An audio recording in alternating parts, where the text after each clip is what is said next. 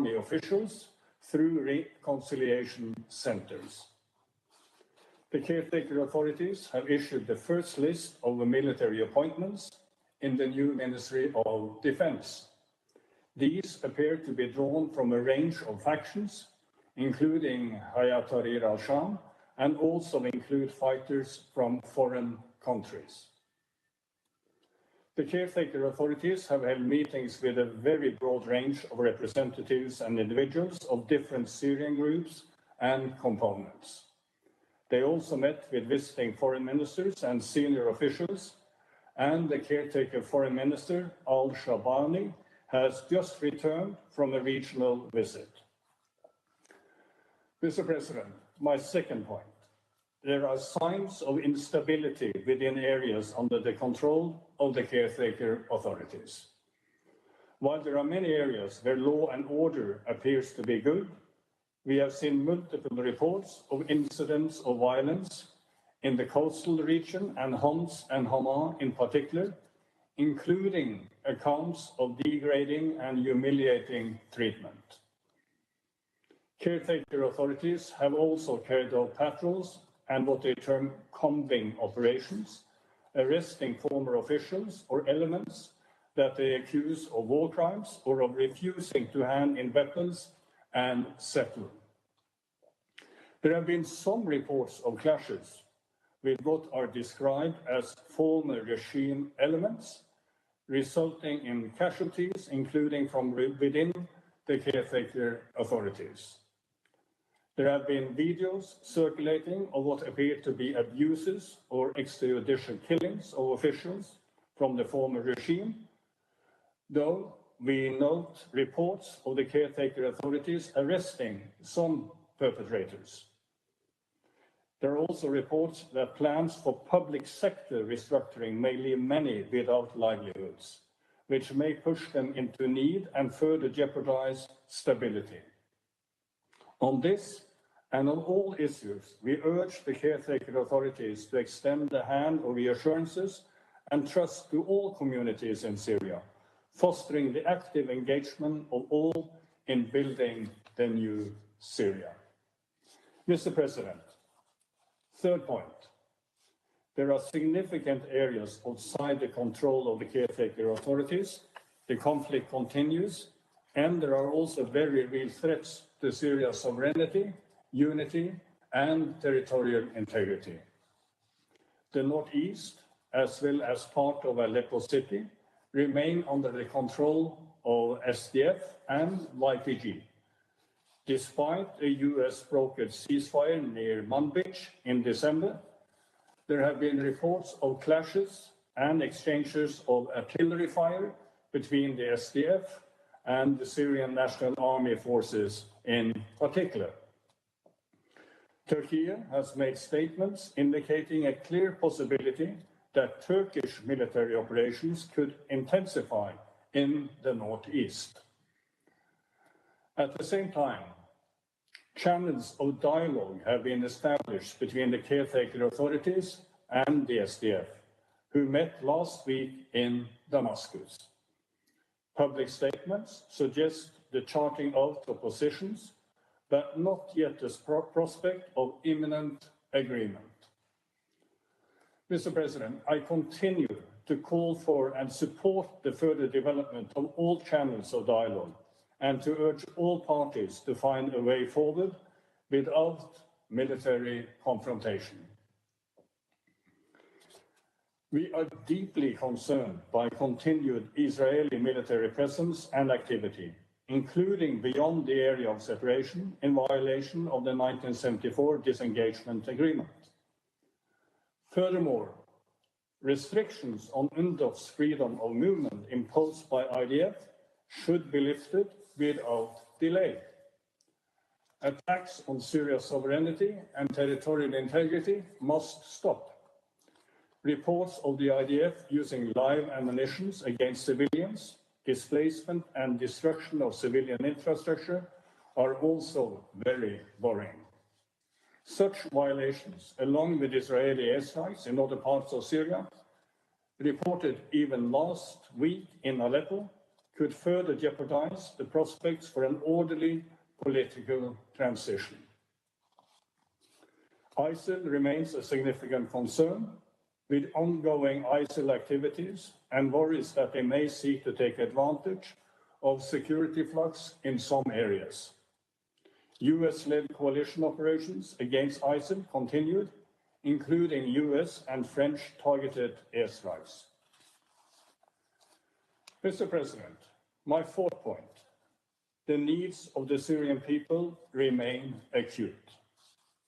Tom will obviously say more on this, but access to basic and essential services, including healthcare, water, and electricity and housing, remain enormous challenges. The obstacles to the return of IDPs and refugees remain considerable, particularly lack of livelihoods, damaged and destroyed infrastructure, and also widespread landmines, resulting in mounting casualties. I welcome the recent issuance of a new temporary general license by the United States government, but much more significant work in fully addressing sanctions and designations will inevitably be necessary. Mr. President, my fifth point. The way forward on political transition is unclear. There are positive developments to build on, but also points of concern that Syrians are expressing. The leadership initially projected that the current caretaker authorities would operate for up to 3 months in order to ensure no state collapse, followed by broader transitional arrangements. However, there are significant decisions or positions being taken that many Syrians feel should be left to a more inclusive transitional phase, such as articulating positions on the character of the state before a constitutional phase, such as issuing long-term policy decisions with regards to the security sector, or in fields such as education. In the wide-ranging interview, Mr. Ahmed al-Shara stated that there would be a national dialogue process which would be inclusive and comprehensive of many of the Syrian sects, with voting on important and critical issues that should be the foundation of the transitional period. He spoke of a constitution drafting process carried out by experts that could take 2 to 3 years.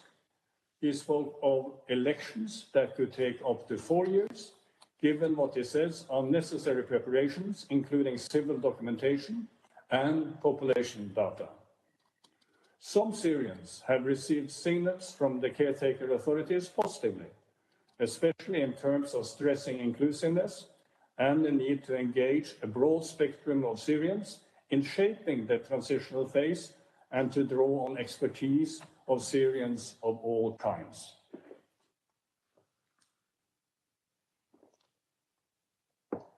But at the same time, Mr. President, we have heard concerns at the lack of transparency on the timing, framework, goals, procedures in any national dialogue conference, as well as participation in terms of criteria for attendance and balance of representation. It is crucially important, Mr. President, that the process is not rushed and that it is well prepared and thought through.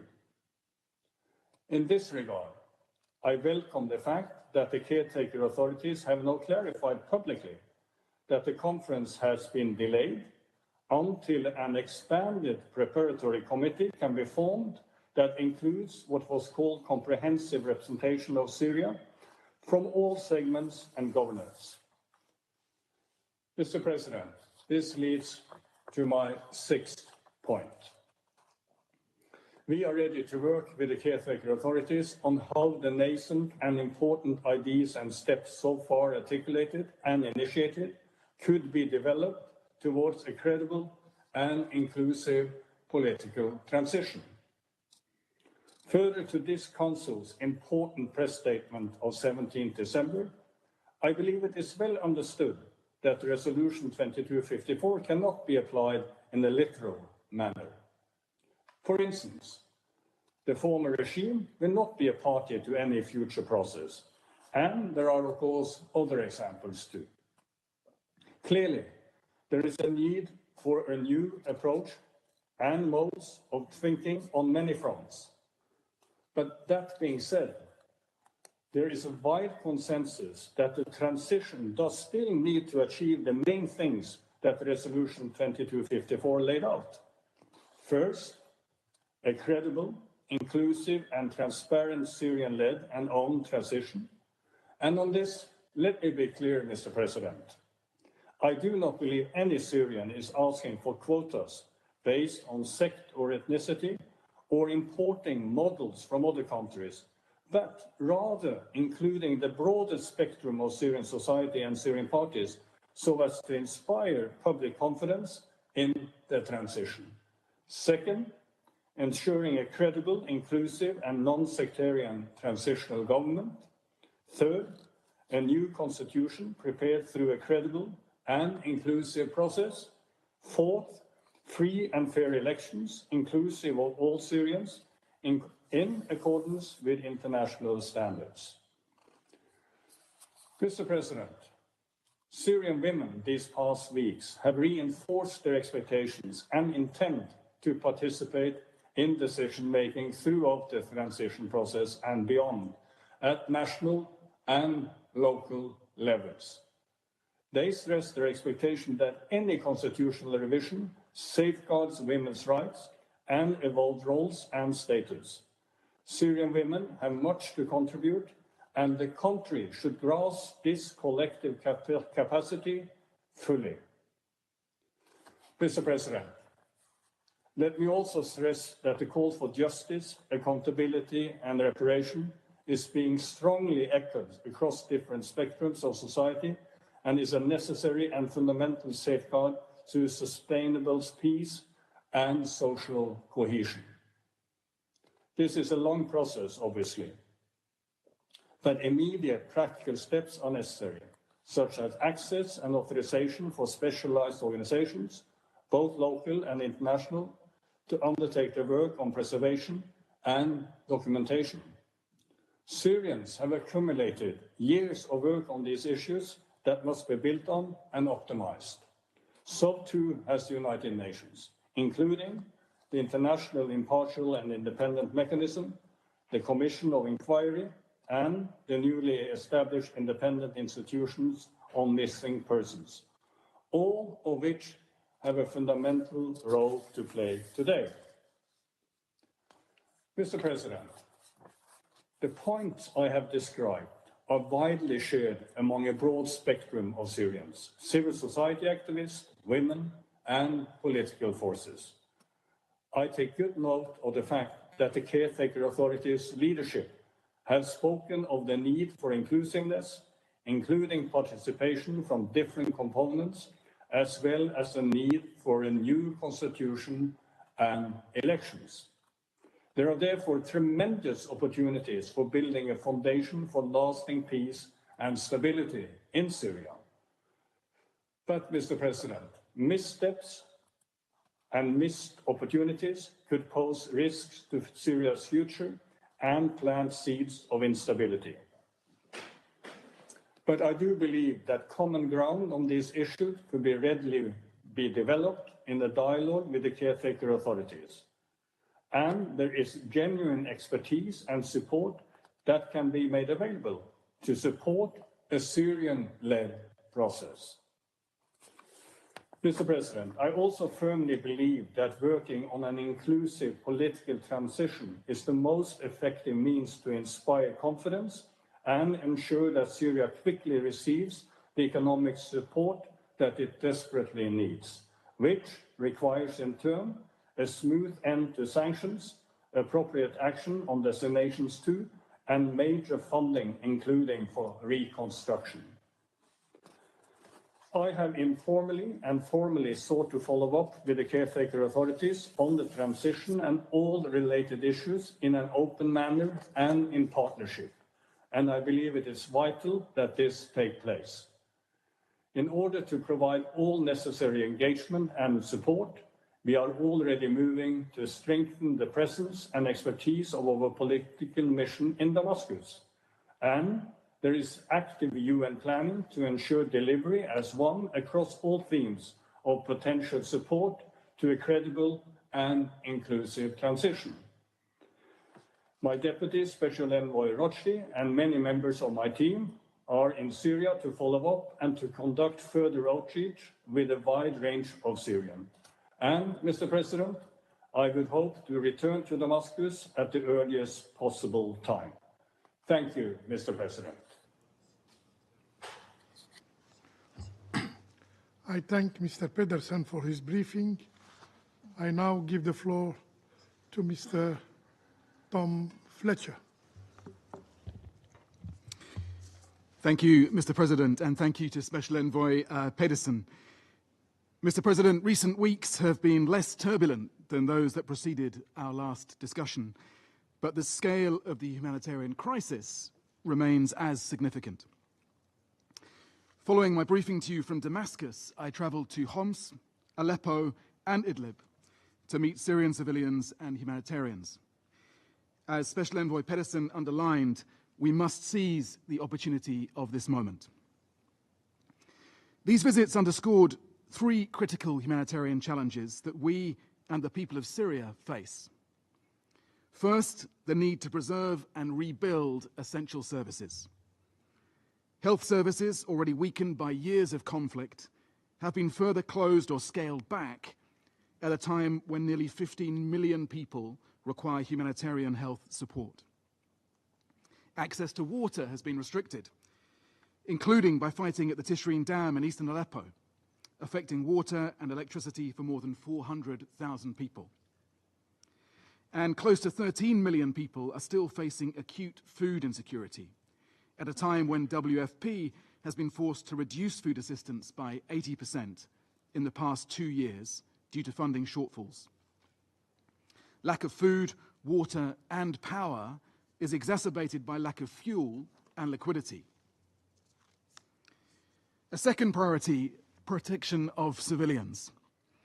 While many of those uprooted in November and December have returned to their homes, more than 620,000 people remain displaced, as harsh winter conditions arrive in many parts of the country. This comes on top of the more than 7 million who were already displaced. In the northwest alone, 2 million people remain in camps and informal sites. In Idlib, I met some of those civilians at Tajma Alij camp. Most want to return home, but cite a lack of adequate services and infrastructure damage, as well as unexploded munitions. And in Aleppo, I met children injured by the deadly legacy of conflict. Partners have identified more than 100 contaminated locations since late November across Aleppo, Idlib, Hama, and Latakia. Meanwhile, airstrikes have killed civilians and damaged civilian infrastructure. And in the south, Israeli incursions have forced civilians, including children, injured, and residents, to evacuate parts of Quneitra Governorate. A third priority, a third risk, the threat that women and girls will be marginalized. Throughout my visit, I was struck by their determination to contribute to Syria's future. Rayan, a 12-year-old girl in Aleppo who lost her leg to unexploded ordnance, hopes to be a doctor. Zainab, whose husband was held at Sednaya prison for years and who received his death certificate the morning that we met, wants to see her children complete their education. Jamila, raising 4 children alone, wants to pursue a university degree. Syria's future depends on women like Rayan, Zainab, Jamila. Their voices must be heard in this critical period. Mr. President, as the security situation has stabilized, we've been able to resume our humanitarian operations at much greater scale. In December, we sent 298 trucks of aid through border crossings with Turkey, as many as crossed during the previous 6 months. WHO has supported an EU humanitarian air bridge, providing 50 tons of supplies to northern Syria. In the northeast, a cholera vaccination campaign is underway in Hol camp. UNICEF and partners have led work to restore the functioning of the Tishreen Dam and to rehabilitate other water supplies, including the Ain al-Baida station. WFP and partners have provided bread for more than 2.5 million people. Children and mothers are receiving treatment for malnutrition, but we must do more. We will this month roll out a countrywide rapid needs assessment. We are also adjusting our coordination structures to meet the new operational context. Mr. President, as ever, I have 3 asks of the Security Council.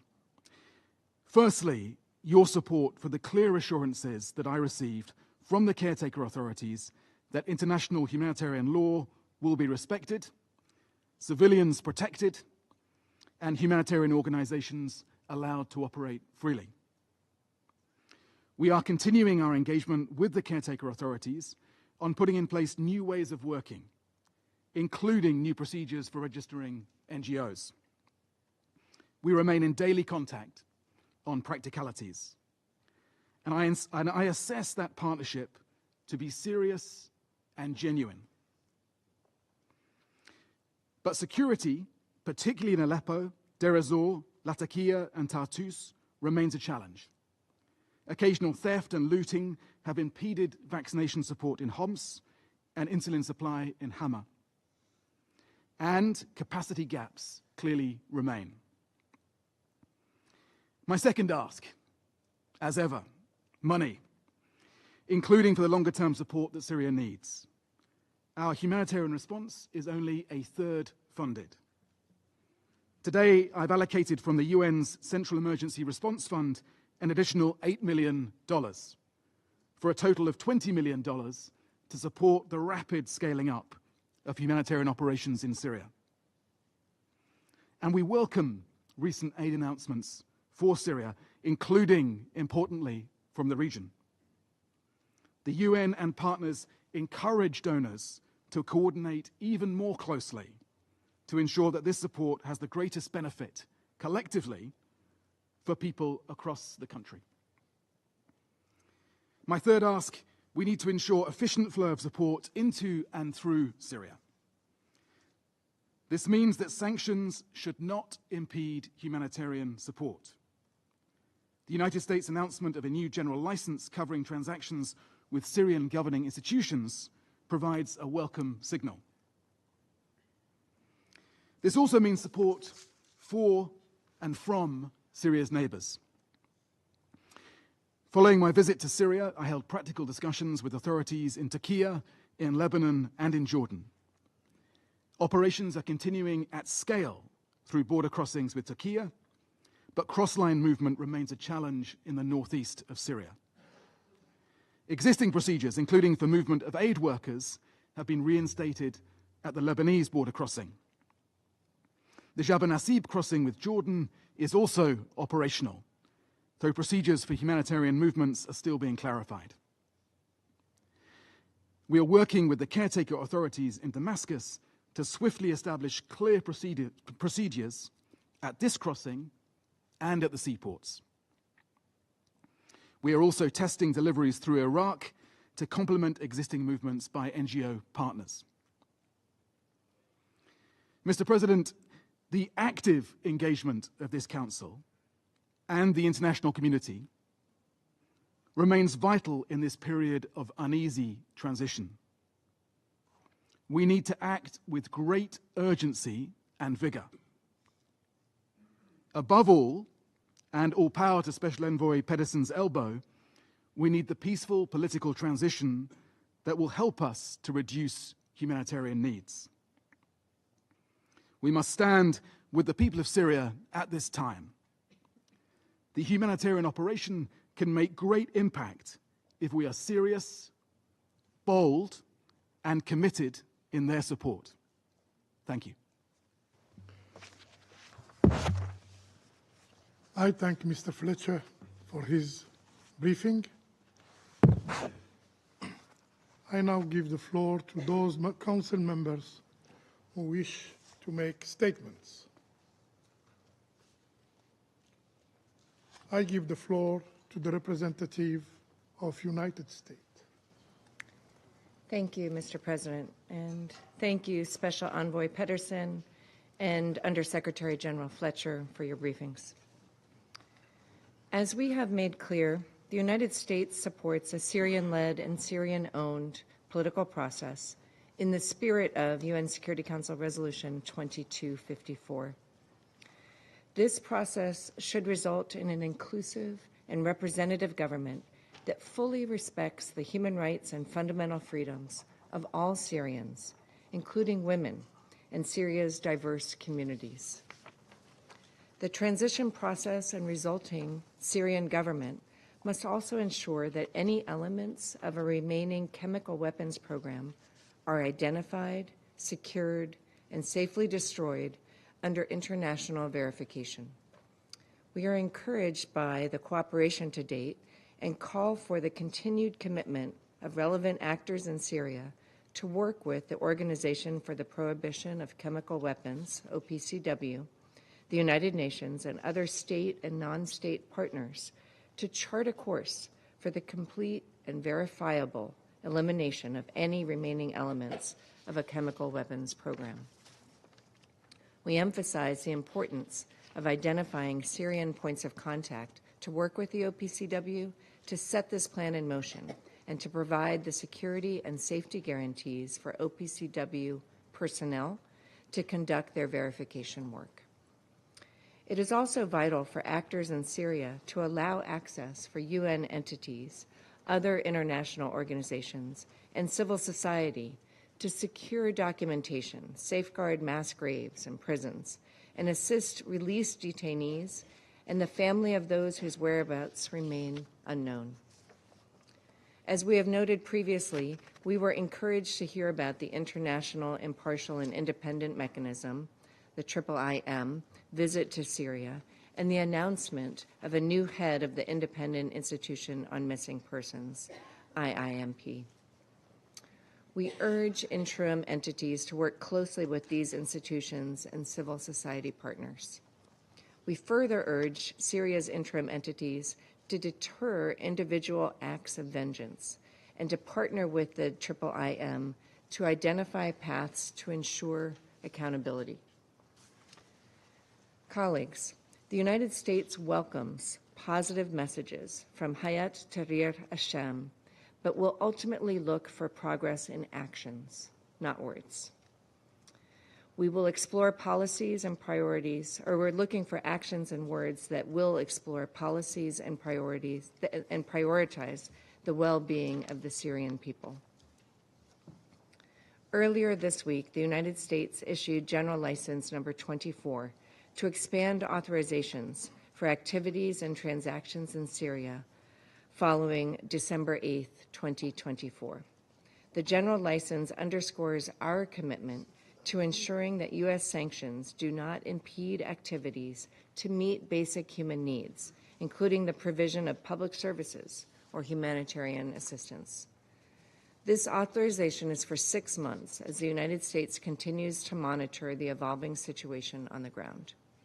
The United States is committed to assisting Syrians in this extraordinary moment to forge a new future for and by its people. It is critical all external actors be mindful of the need to maintain stability in Syria. Syria should not be used as a platform to extend other countries' interests at the expense of the Syrian people. Syria's interim entities must ensure the country does not pose a threat to its neighbors, serve as a base for terrorism, or give refuge to groups like the Islamic State or Daesh. In northeast Syria, maintaining the security of detention facilities and displaced persons camps and repatriating foreign nationals remain integral to prevent ISIS's resurgence and promote stability in the region. We look forward to helping secure a brighter future for the Syrian people who desperately need our support and help Syria reclaim its rightful place regionally.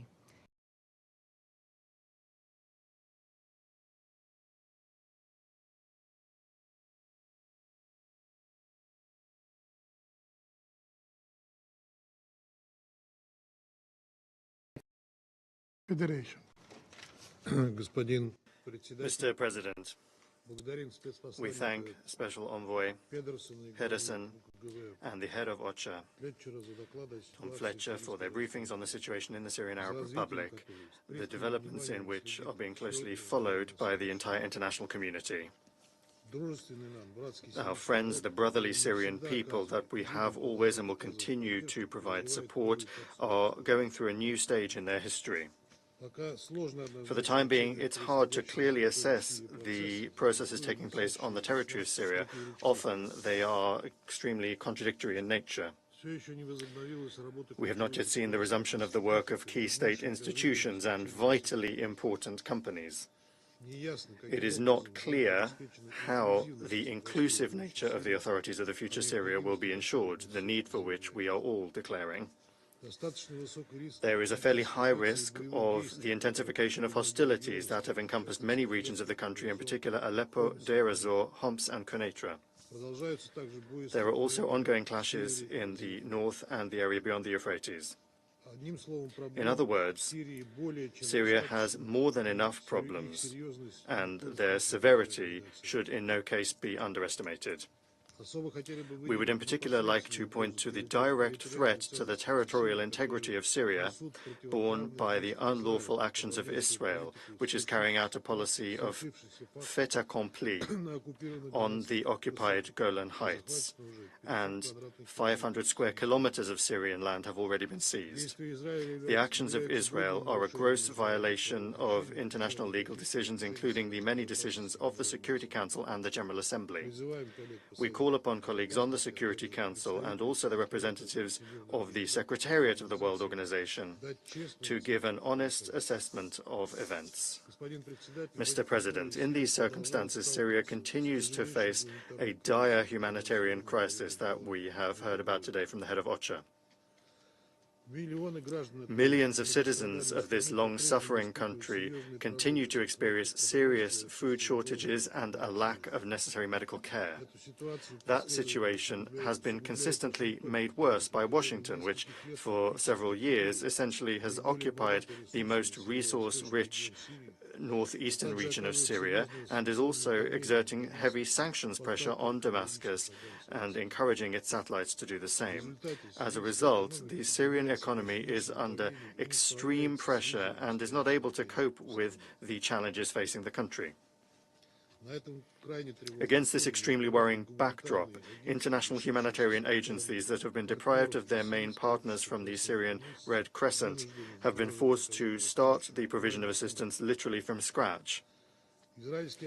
Israeli airstrikes and shelling, as well as the rampant violence seen in many regions, is causing suffering, losses among the civilian population, and interrupting the work of civilian infrastructure objects. Regular reports of the disabling of vitally important infrastructure are, of course, of concern. More than 400,000 people in the suburbs of Manbij and Kobani have been left without water and electricity after the hydroelectric power plant at Tishreen stopped working. In the southern part of Idlib and the north of Hama, power grids and roads have been destroyed. Hospitals and primary medical care centers in general across the country are extremely overburdened. In this connection, the primary aim of the new Syrian authorities is we see as being stopping the bloodshed that is lashing the country. The events are not adding to stability, and the past month has forced hundreds of thousands of ordinary Syrians to leave their homes.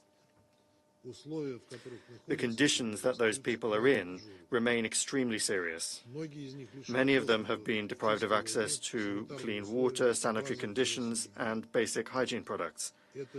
That situation must fundamentally change for the better as soon as possible, and that is something that the overwhelming majority of residents of Syria are in favor of. Mr. President, we all understand that the new authorities need to go a long way in order to rectify the dire socioeconomic situation and establish an effectively functioning state organs. And of course, in order to do that, they need the support of the international community. That, in our view, should be the focus of the efforts of the UN Security Council. Without outside support based on the principles of humanity and impartiality, Syrians simply will not be able to withstand the tests that they have faced. It's extremely important that assistance is provided to all Syrians in all parts of the country without politicization, discrimination, or preconditions. We regret that donors are not keeping their pledges, and the humanitarian plan for 2024 is financed only at a third. This is despite the significant increase in the already vast needs. They're also not easing illegal unilateral sanctions that are worsening the suffering of the civilian population. It's also important to understand that the Syrian events did not take place in a vacuum. They took place against the backdrop of the ongoing unprecedented escalation of violence in the region that began from Gaza and extended to the West Bank, Lebanon, Syria, and Yemen. The extremely dangerous, provocative rhetoric against Tehran is also not abating. In our view, particular responsibility is borne here by the USA, which has blocked all decisions for a ceasefire in Gaza so as not to prevent West Jerusalem from continuing its military operation there. We regret that, because of Washington, the Council has still not been able to fulfill its direct mandate for the maintenance of peace and security. Mr. President, we all also understand very well that Syria will not have a worthy future unless there is a resilient political process. In these circumstances, the key provisions of the Fundamental Security Council Resolution 2254 on the political transition remain fully relevant, as well as the inclusive nature of the political process. Of continued relevance are the demands in the resolution to respect the sovereignty, independence, unity, and territorial integrity of Syria. Impinging upon those foundations or attempts to replace them are unacceptable and could have irreversible consequences for the future of this country. We are convinced that Syrians and Syrians alone, through an inclusive national dialogue, must determine the future of their country, and we call upon all responsible members of the international community to strictly adhere to this approach and to provide the people of Syria all the assistance they need. At the same time, it is unacceptable for there to be any competition among the key external players and neighbors of Syria, the advancing of self-serving agendas or geopolitical interests in the Syrian arena. In this context, we support the efforts of Special Envoy Pedersen for nationwide de-escalation, the resumption of the political process with UN mediation, and the convening of an international conference on Syria with a broad range of participants. Unless all of these approaches are consolidated, the building of a new Syria will be doomed to fail. We very much hope that the Special Envoy will be able to ensure a worthy role in the Syrian settlement for the UN. That would be in line with the long-term interests of this country, the Middle East, and the entire international community. Russia stands ready to participate in those efforts for the sake of the Syrian people and its neighbors. We intend in particular to continue to provide the Syrian people with all sorts of assistance, including through specialized international agencies, through the supply of humanitarian assistance, the reconstruction of social infrastructure objects destroyed during the conflict, and the creation of a material basis for the return of Syrian refugees and internally displaced persons. Thank you. I thank the representative of the Russian Federation. I now give the floor to the representative of Denmark. Thank you, Mr. President. I would like to thank Special Envoy Pedersen and Undersecretary General Fletcher for their briefings and also for their strong engagement on this file in the past intense weeks. Exactly 1 month ago, a new day dawned in Syria. The world watched in astonishment as the fall of the Assad regime inspired hope in millions of Syrians.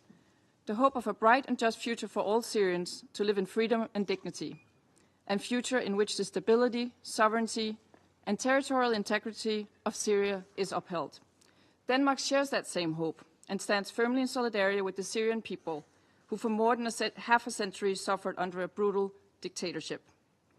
Mr. President, there are many facets of this new developing situation, but let me focus on 4. First, the humanitarian crisis in Syria remains extremely dire.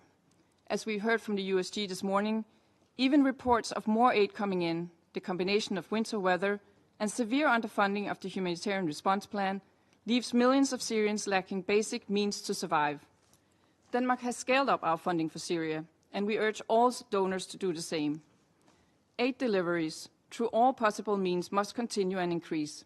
Humanitarian access to and through areas affected by the conflict must also be ensured.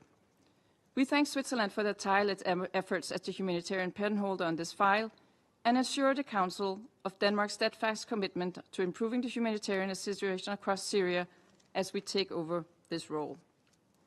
Second, Mr. President, only with justice can the deep scars of more than a decade of violence begin to heal. Images of torture prisons and mass graves highlight the need for accountability for the crimes of the Assad regime.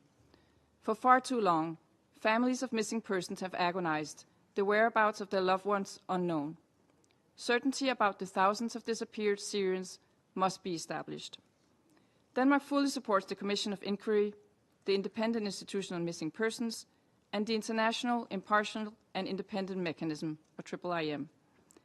We welcome the interim authorities' call to provide justice for the thousands of torture victims of the Assad regime and encourage them to launch a broad and inclusive transitional justice process. As an immediate measure, we urge the interim authorities to promptly secure all evidence of crime found in prisons, government offices, and archives, and ensure that they can be preserved for future proceedings. We welcome the UN Commission of Inquiry's first visit to Syria and call for the interim authorities to cooperate with the Commission. Mr. President, my third point relates to the security situation. Denmark commends the efforts undertaken to de-escalate the violence inside Syria, including between SNA and the SDF. De-escalation is the first step on the path to political dialogue. Denmark also underscores the importance of the continued fight against terrorism. Terrorist groups such as ISIL or Daesh, Al-Qaeda and their affiliates should not be allowed to take advantage of the situation and regain momentum. Denmark has been committed to combating ISIL since the group's emergence. We remain vigilant in hindering a resurgence in ISIL attacks in the region and globally.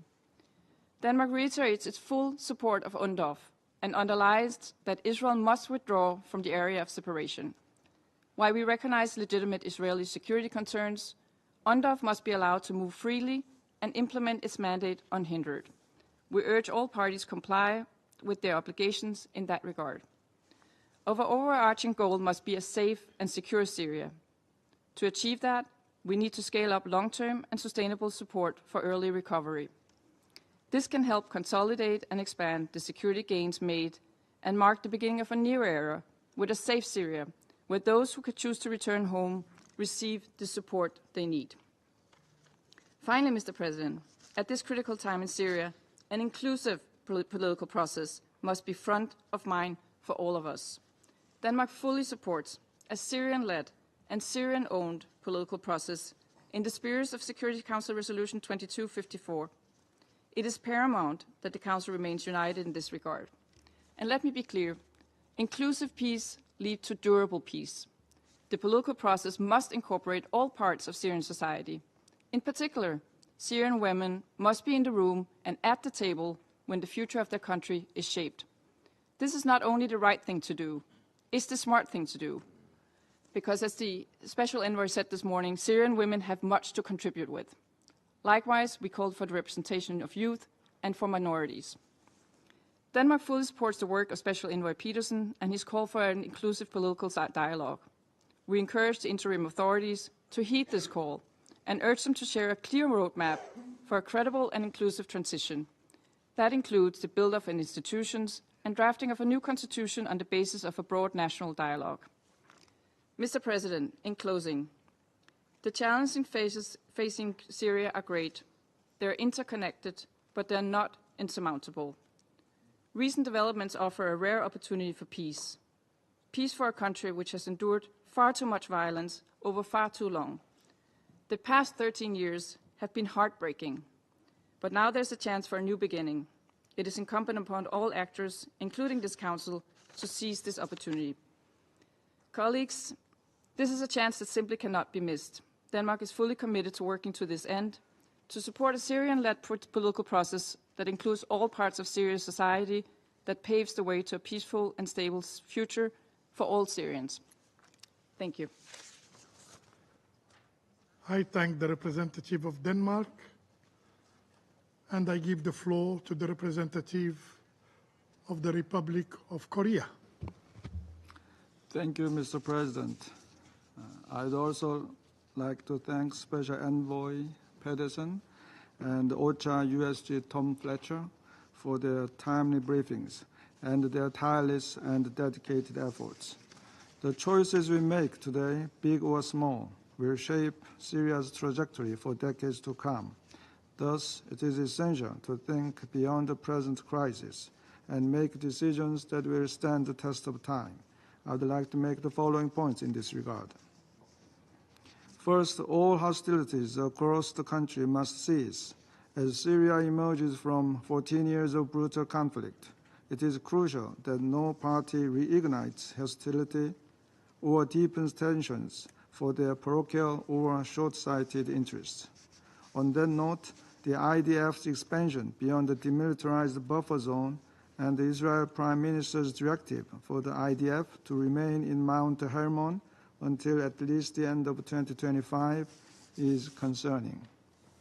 These actions mark the first occupation of new Syrian territory since the 1970s, an explicit violation of the 1974 agreement and the blatant obstruction of the mandate of UNDOF. And this places the Syrian caretaker government in a difficult position as it strives to establish legitimacy at this critical juncture. Such Israeli actions against Syria's territorial integrity must cease as soon as possible. Also worrisome is the continued fighting in northern Syria between the SDF and SNA, which undermines prospects for a peaceful and inclusive transition while offering Daesh maneuvering space to rebuild and recruit. We urge international actors to exercise influence over the parties to immediately halt the violence and seek a constructive and mutually acceptable solution. Second, all relevant actors on the ground must prioritize actions to counter Daesh's resurgence. Experts, including the monitoring team of the 1267 Committee, repeatedly warned of this threat last year, yet such warnings seem unheeded. SDF and the Syrian military facilities have been consistently attacked over the last month, weakening their ability to contain Daesh. Meanwhile, reports indicate that Daesh's resurgence in Syria has resulted in closer coordination with its international operatives beyond its border. Halting this cross-border threat must become an immediate priority for all concerned parties. Third, we urge the caretaker government to align its ongoing transitional efforts with Resolution 2254, which remains a cornerstone of the peaceful and inclusive transition of Syria. The Assad regime's collapse itself does not constitute the implementation of the resolution. Rather, it is merely a starting point. Resolution 2254's main objectives, an inclusive transitional government, a new constitution, and the free and fair elections for all Syrians, have yet to be fulfilled. We trust that these agreed-upon objectives will guide the actions of Syrians and others moving forward. Fourth, the international community must double down on alleviating Syria's humanitarian and economic challenges in an urgent manner and from a long-term perspective. In this regard, we reiterate our support for the early recovery strategy announced by OCHA last year. We also welcome the recent U.S. general license for Syria, which will help ease the country's economic hardships. At the same time, despite the recent scaled-up aid and unimpeded cross-border operations, Syria's crippled economy and devastated infrastructure is compounded by new IDPs and refugee returns. Recognizing UNHCR's call on all states to respect the principle of non-refoulement at all times We hope that the international community's enhanced engagement on early recovery implementation will lay the favorable foundation for the safe, voluntary return of Syrian refugees. Mr. President, in closing, the Republic of Korea reaffirms the importance of the UN in facilitating an inclusive, Syrian-led political process, and we look forward to a successful national dialogue organized by the caretaker government in due course. I thank you, Mr. President. I thank the representative of the Republic of Korea. I now give the floor to the representative of China. Thank you, President. First of all, I wish to thank Special Envoy Patterson and USG Fletcher for their briefings. At present, the situation in Syria is at a critical stage with daunting challenges. The international community should strengthen its solidarity and coordinate its actions to support and help Syria achieve stability and development. I wish to make 4 points. First, China supports a Syrian-led and Syrian-owned political process in accordance with the spirit and principles of Council Resolution 2254. The international community must effectively respect Syria's right to pursue a path of development in line with its national conditions and allow the Syrian people to decide on their country's future based on their will. China notes that the National Dialogue Conference scheduled for January the 5th has been postponed. We expect the Syrian parties to start an open and inclusive political settlement process in the long-term interests of the country and its people. China supports a greater role for the UN and Special Envoy Patterson in that process. Second, no matter how the domestic situation in Syria develops, the bottom line of zero tolerance for terrorism cannot be changed. The Council recently issued a press statement on Syria, defining that states should combat all terrorist organizations listed by the Council and deny safe haven for terrorists. It is reported that the Syrian army has recently granted senior military ranks to a number of foreign terrorist fighters, including the head of Council-listed terrorist organization, the Turkestan Islamic Party, also known as the East Turkestan Islamic Movement. China is gravely concerned about this. We call on Syria to fulfill its counterterrorism obligations and to prevent any terrorist forces from using the Syrian territory to threaten the security of other countries. Third, Syria has one of the worst humanitarian situations, with more than 16 million people in dire humanitarian straits, and the prolonged illegal unilateral sanctions have further aggravated the suffering of the Syrian people. The international community should increase its assistance to Syria. The UN should play a coordinating role, speeding up the implementation of humanitarian projects and prioritizing the needs of the population to survive the winter. The Syrian parties should abide by the international humanitarian law, cooperate actively with humanitarian operations, and ensure humanitarian access and the safety of humanitarian personnel. Fourth, the Golan is internationally recognized as occupied Syrian territory. Resolution 497, adopted by the Council, determines the legal status of the Golan and makes it clear that the Israeli occupation of the Syrian Golan is null and void. China reiterates that the sovereignty, independence, unity, and territorial integrity of Syria should be respected, that the Council's resolution on the Golan must be implemented, and that the 1974 agreement on disengagement of forces should be complied with. In closing, I would like to reiterate that China has long pursued a policy of friendship and cooperation with Syria and has never interfered in its internal affairs. We stand ready to continue working with the international community for Syria to have a smooth transition and gradually embark on a path of peaceful development. Thank you, President. I thank the representative of China, and I now give the floor to the representative of Slovenia. Thank you very much, Mr. President. I also want to thank Special Envoy Pedersen and Under-Secretary General Fletcher for their briefings today. Images of Syrians celebrating the start of a new chapter of their country fill us with hope. However, let us be clear, the wounds run deep and the stakes remain incredibly high, as we heard from Special Envoy today as well. There is much work to be done, and every step forward is critical. Peace is never easy. It must be carefully built. So, Mr. President, allow me to share some of our thoughts on the future of Syria. First, the future of Syria should be inclusive. This must be based on an all-inclusive, Syrian-led and Syrian-owned political process, in line with the key principles of the Resolution 2254. All Syrian people must have an opportunity for their voice to be heard and considered. This new Syria must be for all Syrians. We therefore urge a UN-facilitated political process leading to a credible, inclusive and non-sectorial governance. We continue calling for full, equal, meaningful and safe participation of women and minority groups in peace and security processes and decision-making at all levels.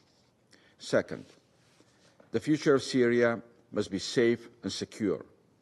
As pockets of violence and conflict still persist, we call for full respect of international law, including international humanitarian law and human rights law.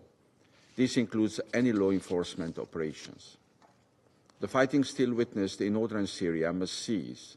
We need a solution that protects everyone's security interests, including our collective security interest in fighting Daesh. Syria cannot be used as a base for terrorism. Any remaining stockpiles of chemical weapons in Syria must be secured and safely destroyed. The same goes for explosive remnants of war, which continue to pose high risk to human lives and livelihoods, including food security. Sovereignty, independence and territorial integrity and unity of Syria must be respected. We remain deeply concerned about the situation in the area of separation. 1974 disengagement agreement must be implemented in its entirety. Finally, the future of Syria must be based on protection. Civilians' critical infrastructure and humanitarian facilities must be safeguarded and unimpeded access to humanitarian aid granted. Providing conditions for safe and dignified life for all is of crucial importance. We welcome the scaling up of assistance in areas where conditions allow. We join the calls for additional international support for the efforts of the UN and humanitarian organizations. We also call for respect and protection of human rights, in particular for the rights of women and girls and of minorities. With a high number of detained, abducted and missing persons, it is crucial that all Syrians know the fate of their loved ones. Answers for families of the missing will open path to closures at individual level and reconciliation at the society level. A fundamental element of lasting peace is also accountability. We welcome recent visits of the Commission of Inquiry and IIIM in the country and call on all relevant actors to cooperate fully with these institutions. We also underline the importance of preserving evidence, including physical and digital records of former detention centres, and to protect gravesites, cemeteries and morgues. Mr. President, opportunities lie ahead as the process of shaping a new Syria finally begins to take its place. We sense a wave of optimism, and we welcome encouraging signals from the caretaker authorities. However, while statements may sound promising, their true value lies in the actions that will follow. Thank you. I thank the representative of Slovenia. I now give the floor to the representative of Panama. Mr. President, my delegation would like to thank the presidency of this council for convening this meeting, as well as the Under-Secretary General for Humanitarian Affairs and Emergency Relief Coordinator, Mr. Tom Fletcher, and the Special Envoy of the Secretary General for Syria, Mr. Geir Pedersen, for the very valuable briefings. Panama is concerned about the complex and changing situation in Syria, and we take note of the updates from the field, particularly with regard to the process of dialogue. We reiterate the urgent need to put an end to hostilities, and we underscore that stability in Syria is essential in order to guarantee security and peace throughout the entire region. Panama supports the efforts of the Special Envoy of the Secretary General for Syria, Mr. Geir Pedersen, and we firmly support a peaceful political transition that is led by the Syrian people, founded on the principles of inclusion and transparency, leading to a new constitution and free and fair elections. We highlight the importance of the implementation of the proper implementation of Resolution 2254 with regard to its spirit and principles in order to bring about political reconciliation, stability and peace in Syria. Sustainable peace in Syria will only be possible if it is built on a focus that reflects the aspirations and the diversity of its people, respecting cultural, religious and ethnic traditions that make up the social fabric of the country, recognizing and guaranteeing the rights of women and of girls and their role in maintaining peace and in the post-conflict reconstruction process, and also ensuring the inclusion of all communities in the building of their future. Panama reiterates that the protection of civilians should be at the heart of any effort to resolve the conflict in Syria, and we urge all of the parties involved to comply with their obligations under international humanitarian law, ensuring the protection of civilians from the effects of the conflict. Access for humanitarian assistance, unrestricted access, is fundamental in order to address the urgent needs of millions of Syrians affected by the conflict. Reconciliation and reconstruction in Syria will only be possible if priority is given to the needs of all civilians. We express concern at the unstable situation in the area of operations of the United Nations Disengagement Observer Force, UNDOF. This is a situation referred to in the Secretary General's report of the 2nd of December 2024. Panama supports the Separation of Forces Agreement of 1974 and its complete implementation, and we call upon all the parties to respect this agreement and abstain from any activity which would compromise the safety of the Blue Helmets. Panama highlights the importance of the role it plays in international peace and security, preventing non-state actors gaining access to weapons of mass destruction. For Panama, the Chemical Weapons Convention is a fundamental pillar of global efforts to guarantee collective security. This is why Panama fully supports the work of the Technical Secretariat of the OPCW, and we underscore the importance of guaranteeing the conditions which are necessary for the organization to be able to move towards the total elimination of the chemical weapons program in Syria.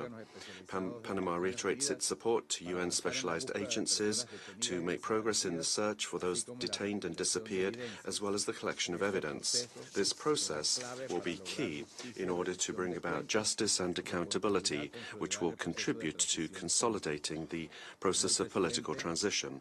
Mr. President, Panama will continue to support inclusive and sustainable solutions which give a priority to regional stability, the protection of civilians, and respect for international law. Thank you very much. I thank the representative of Panama. I now give the floor to the representative of Greece. Thank you, Mr. President. I would also like to thank Special Envoy Mr. Pedersen and Under Secretary General Mr. Fletcher for the detailed briefings. the participation here sheds valuable light on the issue at hand. Mr. President, Greece welcomes the fall of Assad's authoritarian regime in Syria in what constitutes a watershed moment for the country and the region. However, the situation on the ground is fluid, and it comes both with opportunities and risks. Hopefully, in the wake of this momentous development, Syrians deserve peace, a peace that must and can only be assured through an orderly and fully inclusive political transition towards a legitimate, representative and non-sectarian government based on democratic legitimacy in the spirit of UN Security Council Resolution 2254. Mr. President, in line with these principles, Greece supports the unity, independence, territorial integrity and sovereignty of Syria. No effort should be spared for the protection of all affected civilians, including Christians and all religious minorities and ethnic groups, as well as to safeguard Syria's rich cultural heritage and religious monuments. Greece also attaches great importance to guaranteeing the security and the prosperity of a historical Greek Orthodox community in Syria, which also includes Greek citizens. Syria must demonstrate significant and tangible evidence of their willingness to work towards a smooth transition of power, to build state institutions in line with the principle of inclusiveness, and to respect international humanitarian law. Any positive declaration and messages by the new authorities have to be matched with concrete actions on the respect of minorities and human rights. We fully support the UN Special Envoy's engagement and echo the messages he has conveyed to Syria in this regard.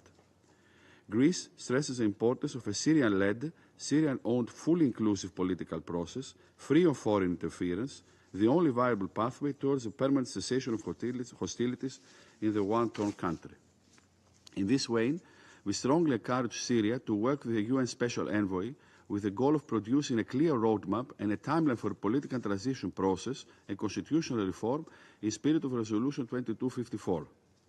Mr. President, Greece remains ever vigilant regarding the increasing risks of ISIL's and other terrorist group resurgence in the country, including the risks of foreign terrorist fighters in Syria and the wider region. Syria must also abide by all relevant resolutions of the Council regarding non-conventional weapons and cooperate with the international community, particularly on chemical weapons stockpiles. A key priority should be facilitating the safe and voluntary return of Syrian refugees to their home, which they have craved for far too long and which is a recognized priority of the international community. We fully support the efforts of UNHCR, OCHA and all other related agencies of the UN system in this regard. Mr. President, let me also underline a deep concern for the potential regional ramifications of the recent upheaval in Syria, calling for all parties to practice self-restraint, respect international law and Syria's territorial integrity and sovereignty. We appeal to all actors in the region to contribute in a responsible and sincere manner to the stabilization and reconciliation efforts of the international community. It is also crucial that all regional stakeholders refrain from acts that could jeopardize the political transition in the country for the sake of their own foreign or domestic political goals. Mr. President, since the October 7th terrorist attack, instability has swept in the Middle East with devastating global ramifications. As demonstrated by the Greek Prime Minister's visit to Beirut on December 16, we are ready to support all regional partners in this volatile environment and will continue to monitor closely regional developments and the potential impact on neighboring countries, particularly Lebanon, Jordan and Iraq. Mr. President, as a final note, Greece expects its full support to UNDOF and the implementation of its mandate and calls on all parties to respect the 1974 disengagement agreement and fully abide by its terms. Mr. President, let me conclude by reiterating our steadfast commitment to the vision of a peaceful, prosperous and democratic Syria, to the realization of which we shall continue to contribute through our strong and long-standing ties with the Arab world and our regional partners. I thank you. I thank the representative of Greece, and I give the floor to the representative of Pakistan. I thank you, Mr. President. Mr. President, we thank Special Envoy Peterson and Under-Secretary General Fletcher for their invaluable briefings to the Council this morning.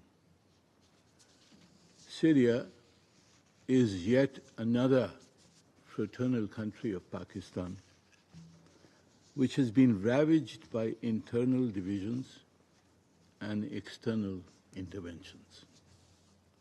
Today, Syria is at an important juncture in its history.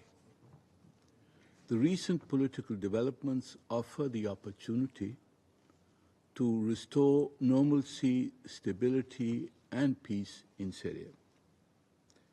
Yet this will depend on ensuring a peaceful transition to a new governance structure which is inclusive and stable and ensures Syria's unity and territorial integrity.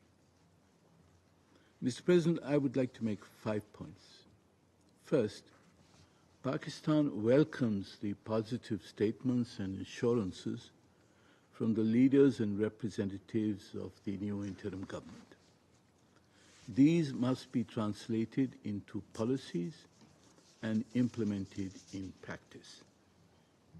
Political inclusivity and representative governance should be achieved through a Syrian-led and Syrian-owned process based on the principles of Resolution 2254, with the support of the United Nations Special Envoy as well as of the Security Council.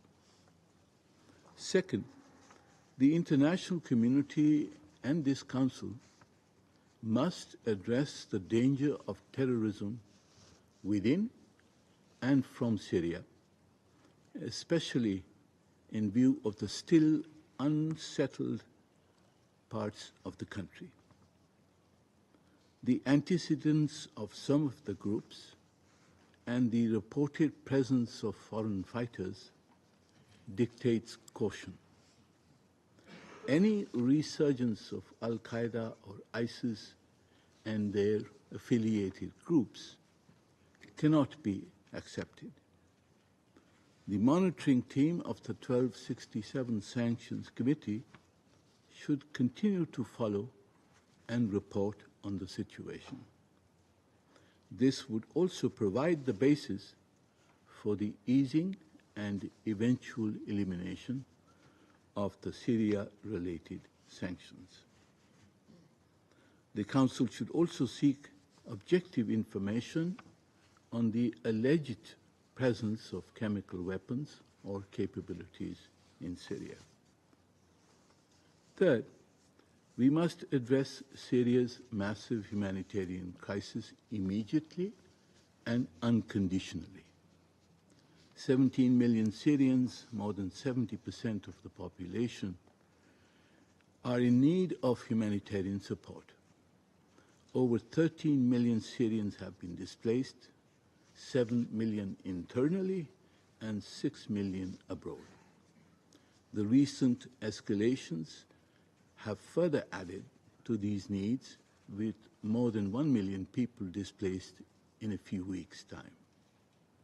The UN Humanitarian Response Plan, which is only 33.3% funded, must mobilize all the resources required to meet the urgent needs of the Syrian people, including for the safe and dignified repatriation of Syrian refugees, notably the millions in Turkey. We welcome the scaling up of the UN-led humanitarian operations, as we have been informed today by Under-Secretary General Fletcher. Fourth, Syria's sovereignty and territorial integrity must be restored. Israel's occupation of the Syrian Golan Heights is illegal and null and void, as declared by Security Council Resolution 497. The Council must demand Israel's complete and full withdrawal from the Golan Heights. We strongly condemn Israel's further incursion into the separation areas established under the 1974 Disengagement Agreement and its attacks on UNDOF peacekeepers. This incursion must end forthwith and the safety and security of UN peacekeepers assured. In this context, an immediate end to Israel's aggressive actions in Gaza and the wider Middle East is also essential for the stabilization of the situation in Syria and other parts of the region.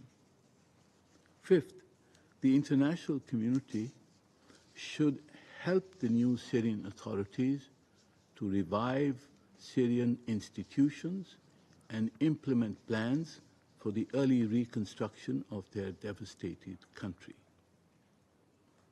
The necessary exemptions from sanctions should be issued to enable such reconstruction. Mr. President, the role of the United Nations, especially the Security Council and the Secretary General, will be indispensable to ensure effective action on all the above-mentioned aspects of the challenges confronting Syria and its proud and resilient people. I thank you, Mr. President. I thank the representative of Pakistan for the statement, and now give the floor to the representative of United Kingdom. Thank you, President. And I'd like to start by thanking Special Envoy Pedersen and USG Fletcher for their briefings and for their team's work in Syria. I'll make 3 points today. First, as we mark the start of this new year, the first for over half a century without the Assad family in power in Syria, this is a moment of hope for the future of Syria and the Syrian people. But rebuilding a country is not a place for quick fixes.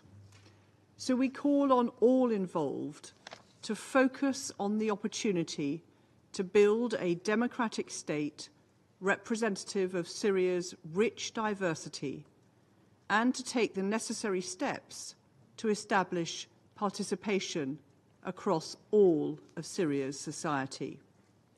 We're encouraged by the new interim authorities' timelines for drafting a new constitution and holding elections and national dialogue. We're encouraged by early engagement with the international community and call for continued cooperation with the UN throughout the transitional period. Second, there is much to be done, as we've heard, in the short term to protect civilians and ensure that humanitarian aid reaches the 17 million people who need it. We call on all parties to stop activity that could lead to further escalation or suffering for the civilian population, and to protect vulnerable displaced populations.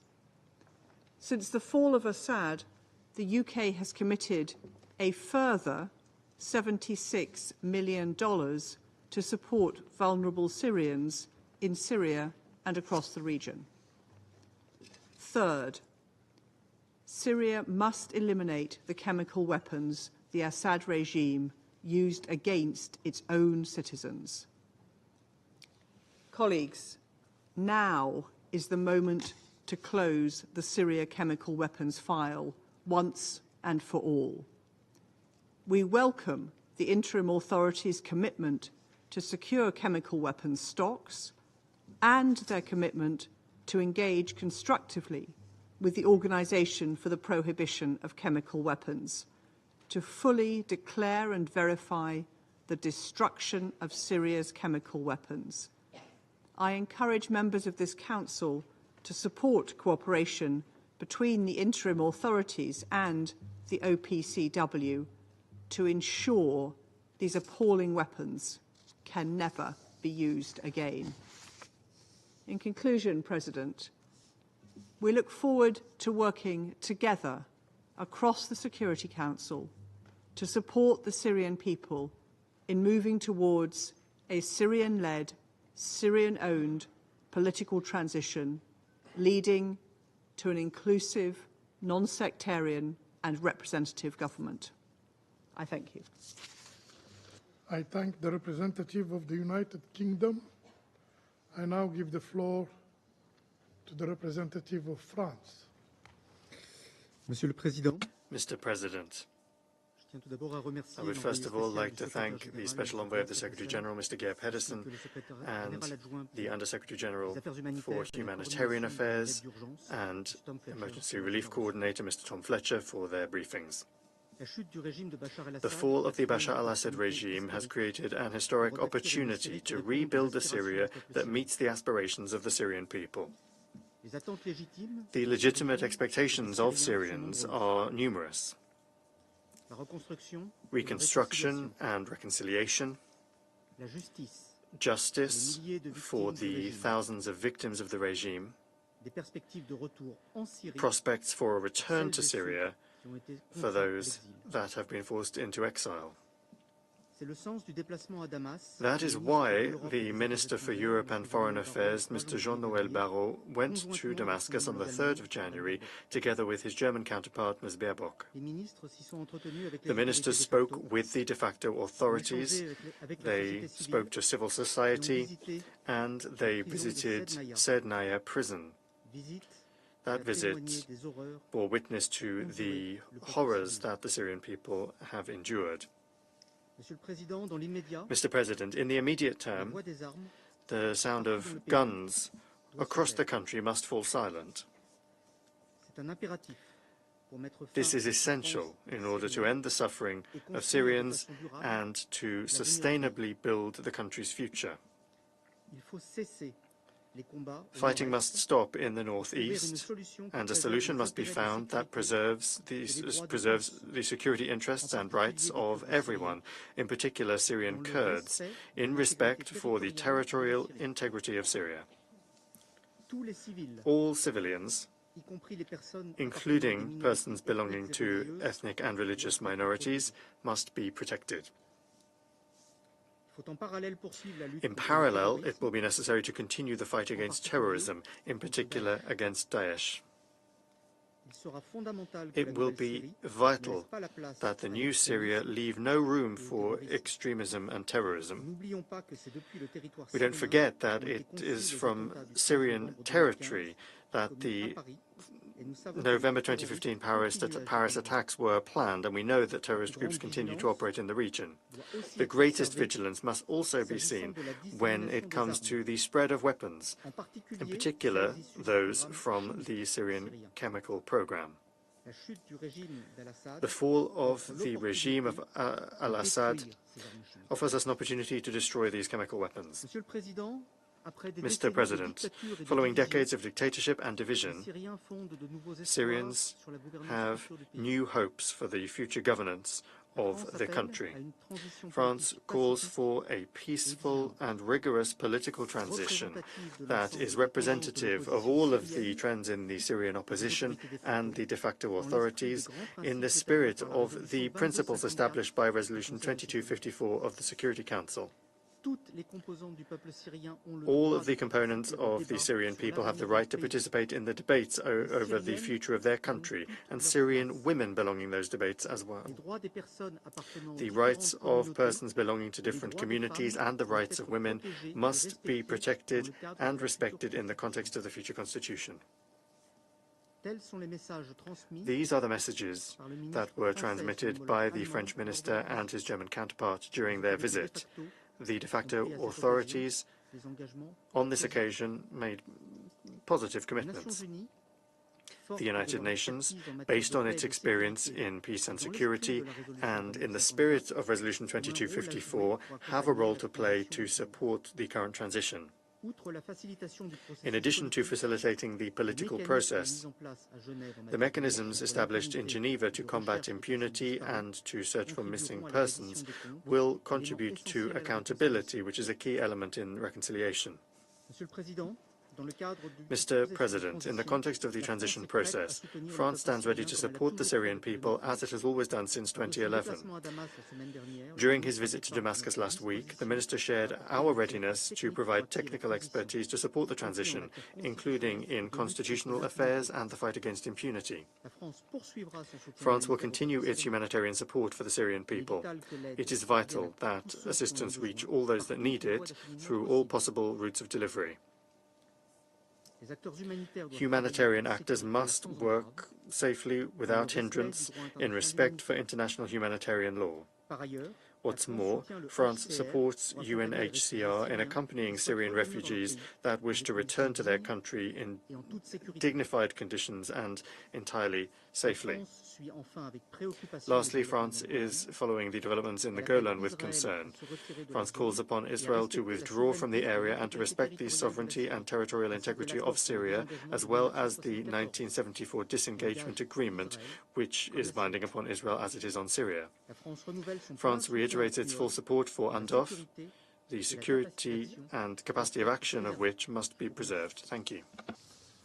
I thank the representative of France, and I shall now make a statement in my capacity as the representative of Algeria.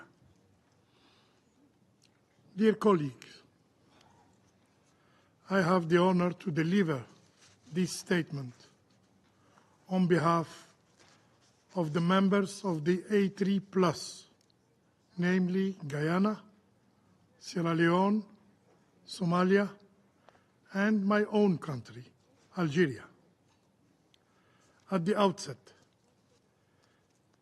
we would like to thank Mr. Pedersen and Mr. Fletcher for their valuable briefings. Dear colleagues, Syria, a land of timeless history and the cradle of civilizations, stand at a pivotal crossroad. Its people, having endured immense hardship for years, now aspire to build a future of hope and renewal, a future where a united Syria thrives as a beacon of prosperity and inclusivity, embracing all its citizens, regardless of their background. We must support these aspirations. The A3+ firmly believes in the Syrian people's resilience and capacity to shape their own future and achieve prosperity and well-being. Getting there would require a firm commitment to, first, inclusivity. We must maintain steadfast support for an inclusive, Syrian-owned and Syrian-led political process under the UN auspices. In line with the principle of Security Council Resolution 2254, building a brighter future for Syria requires the meaningful participation of all Syrians, especially women and the youth. Second, Syria's unity, independence, sovereignty, and territorial integrity. The A3+ remains steadfast in upholding these principles. We categorically reject any attempts to divide the Syrian nation or to annex any part of its territory or to violate in any other way the country's sovereignty and territorial integrity. We continue to be gravely concerned about Israel's actions in the occupied Syrian Golan Heights and its incursions in other parts of Syria. We call for full adherence, full respect to the provisions of the 1974 Agreement on Disengagement and for an immediate end to such incursion. Third, non-interference. External interference will only heighten tensions and exacerbate Syria's challenges. The A3 Plus strongly urges all parties to respect the principles of national sovereignty and to refrain from unsolicited interference in the country's internal affairs. Fourth, counterterrorism. Instability is fertile ground for violence and terrorism, further destabilizing the region. A resurgence of terrorism in this fragile country cannot be allowed. We call for decisive, coordinating action against terrorism in Syria, in close coordination with the national authorities. Fifth, a United Nations involvement. The A3 Plus reaffirms its unwavering support for the efforts of the Special Envoy to contribute to a smooth and inclusive transition in Syria. We call on all actors to engage constructively with him in this vital endeavor, demonstrating a shared commitment to Syria's stability and future. Dear colleagues, after almost 14 years of devastating conflict, the Syrian people deserve the unwavering support and solidarity of the international community. And the humanitarian situation in Syria remains catastrophic and demands urgent and unconditional attention. The A3 Plus calls on donors to mobilize the necessary resources to fully fund the humanitarian response plan. In 2023, the 4 billion HRP was only 33% funded, a level that is both unacceptable and unsustainable.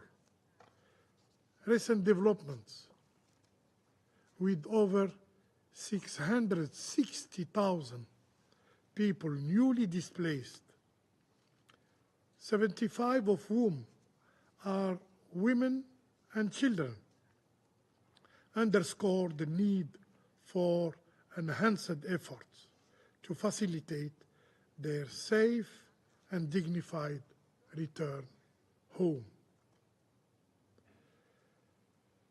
The A3 Plus emphasizes the paramount importance of creating and enabling environment for the voluntary, safe and dignified return of Syrian refugees and internally displaced persons. This requires, first, ensuring security nationwide. The volatile security situation has led to the suspension of humanitarian operations in some areas. The A3 Plus reiterates its call for a comprehensive and nationwide ceasefire. Second, restoring basic services. Without access to essential services, Syrians will not be motivated to return home. We urge all stakeholders to support the implementation of an effective early recovery strategy that provides the necessary resources for Syrian livelihood. Third, accelerating economic recovery. Syria's path forward requires renewed economic growth, while humanitarian aid is vital. It's not enough. It's not enough. The A3+ calls on the international community to facilitate Syria's recovery process, including lifting unilateral sanctions that hamper economic progress. Dear colleagues, the A3+ remains committed to advocating for a stable, united Syria, recognizing that its stability is essential for the broader region. To the international community, the A3+ sends this clear message: genuine collaboration and constructive dialogue are essential to achieving the new Syria to which its people aspire. To the Syrian people, we say, it's time to silence the guns and work together for a brighter future for your country. I thank you. I now resume my function as President of the Security Council.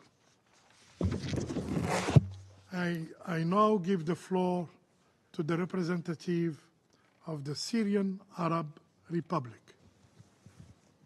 Thank you, Mr. President. It's our pleasure to see sisterly Algeria presiding over the Security Council. I would like to congratulate you and your delegation on assuming the presidency of the Council this month. We are confident that you will conduct its work wisely. We thank the U.S. delegation for conducting the work of the Security Council last month. Once again, I would like to congratulate Somalia, Pakistan, Denmark, Greece, and Panama, who recently joined the Security Council this month, and wish them success in their endeavors and efforts. I would also like to thank the outgoing members, Japan, Switzerland, Malta, Ecuador, and Mozambique, for their efforts during their membership in the past 2 years.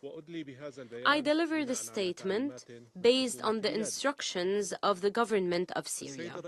Mr. President, 1 month has passed since the dawn of freedom has broken in Syria.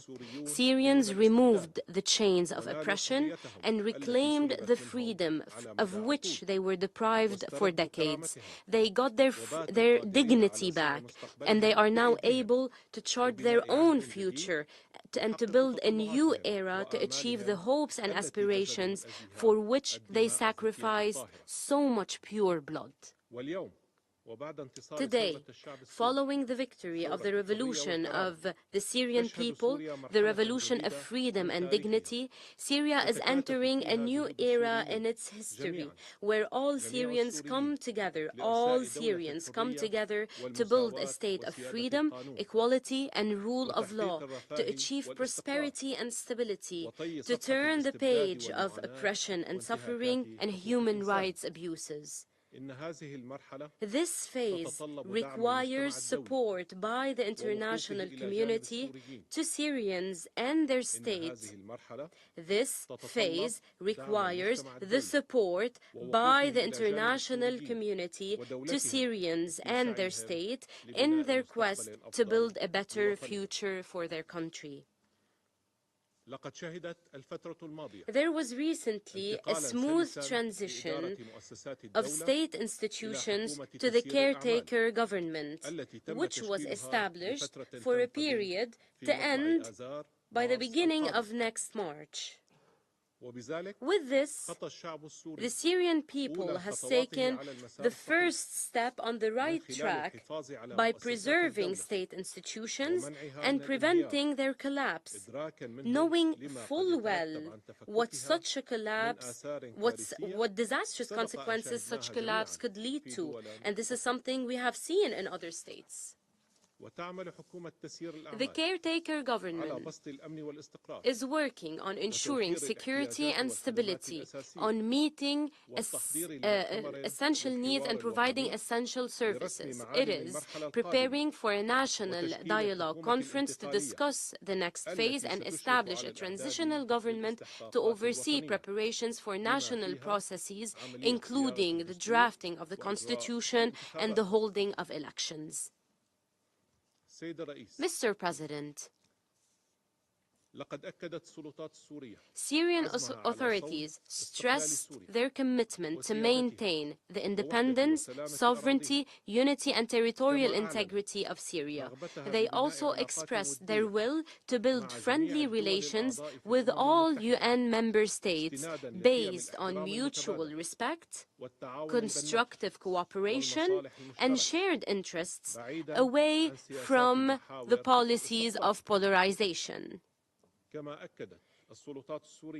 Syrian authorities also stressed that the new Syria is willing to play a positive role on the international arena. It will be a positive contributor to the promotion of international and regional peace and security, and it will not engage in any conflict or war. Syria calls upon the members of the United Nations to respect the will of the Syrian people and its national choices, to support state institutions and their efforts to recover security and stability and prosperity in the society. For this reason, external actors should not interfere. They should not interfere with the political process. Foreign actors should not seek to achieve gains that go against the interest of the Syrian people and their country. All statements and practices seeking to instigate discord and chaos or threaten civil and societal peace in Syria should stop immediately. And I repeat, should stop immediately.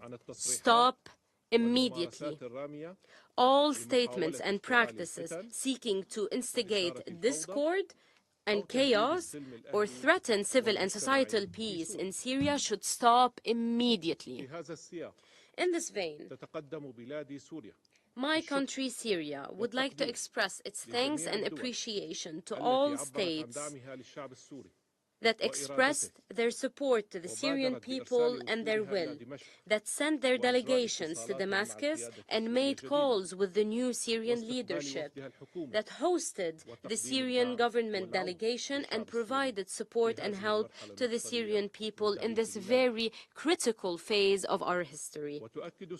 Syria stresses that today it opens a new page in its history, a bright page in the future of foreign relations of Syria in support of prosperity and in support of the safety in the region and stability in the region. Mr. President, Syrians have suffered for long years. It is high time they breathed a sigh of relief and lived a dignified life just like other people in the world. It is high time to end the suffering, to enable Syrians to live in security and prosperity, to live a dignified life in their country, to build a better future for their country. For this reason, we call upon the United Nations and its member states to immediately and fully lift the unilateral coercive measures, to provide the necessary financing to meet humanitarian needs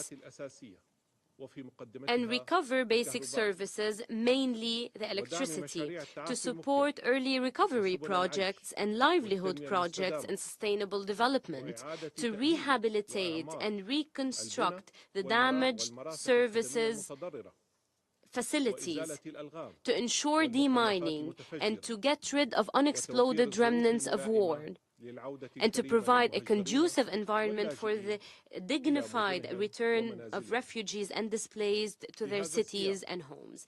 In this vein, we note the expansion by the United States of the scope of exemptions for the unilateral coercive measures imposed on Syria. We call upon the United States and other countries to fully lift these measures imposed on the Syrian people, because they originally targeted the previous regime and its criminal tools. Syria believes in the partnership with the United Nations and its member states. It is committed to promoting cooperation with it to improve the living and humanitarian conditions of Syrians, to provide them with basic services, to achieve their aspirations of a present and a future worthy of Syria's civilization, the blood of its martyrs, and the sacrifices of its people. Mr. President, Syria stresses the need to ensure that Israeli occupation entity does not take advantage of the current circumstances to violate Syria's sovereignty in an attempt to impose a new reality through their military incursions to new parts of Syria in Jabal al-Sheikh, Al-Qunaitra Governorate, and other areas. We stress the need to compel Israel to respect the 1974 disengagement agreement and relevant Security Council resolutions, mainly resolutions 242, 338, and 497, and ensure the withdrawal of Israeli forces from areas they have recently entered. The withdrawal of Israeli forces from areas they have recently entered, and put an end to their aggressive practices against the people of these areas. It is important to respect the mandates of UNSO and UNDOF. Thank you, Mr. President. I thank the representative of the Syrian Arab Republic for the statement. I now give the floor to the representative of Egypt. Thank you, Mr. President.